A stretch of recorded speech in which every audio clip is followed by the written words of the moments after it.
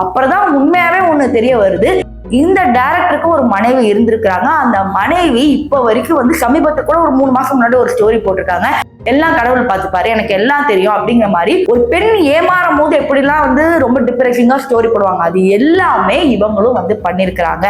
இதற்கு காரணம் சமந்தா தான் சொல்லாம சொல்லியிருக்காங்க. சோ இது வந்து வெளிப்படையா வந்து இவ்வளவு நாள் தெரியவே இல்லை. ஏன்னா சமந்தா போட்டிருந்தாங்க, எனக்கு அவருக்கு சம்பந்தம்னா ஒரு ஜஸ்ட் ஃப்ரெண்ட். ஆனா இந்த போஸ்டுக்கு அப்புறம் எல்லாம் முடிவு பண்ணி ஆல்ரெடி அவங்க அப்படி போட்டுட்டு இருந்தாங்க. அதை வந்து இதோட கனெக்ட் பண்ணி சமந்தா தான் வந்து சோபிதா பண்ண மாதிரி இங்க பண்ணிட்டாங்க. சோ இவங்களுக்கும் சோபிதாக்கும் ஒரு பெரிய வித்தியாசம் எல்லாம் கிடையாது அப்படிங்கிற மாதிரி ஒண்ணு போயிட்டு தான் இருக்கு. அவங்க நார்மலா ஒரு ஈவெண்ட்டுக்கு போனாங்க, பல போஸ்ட் போடுற மாதிரி தான் இதையும் போட்டாங்க. பல பேரோட வந்து அவங்க போஸ்ட் போட்டிருக்காங்க. ஆனா இருந்தாலும் அந்த டைரக்டரோட இருந்தது தான் வந்து பெரிய சர்ச்சை ஆகிருக்கு. ஸோ இதை பத்தி நீங்க என்ன நினைக்கிறீங்க?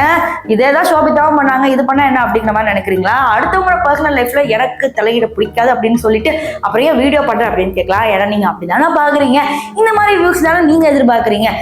அதனாலதான் இது போன்ற பல நியூஸ்கள் உங்களுக்கு வேணும்னா நம்ம ரெட்டை தமிழ் சேனலை சப்ஸ்கிரைப் பண்ணி வச்சுக்கோங்க.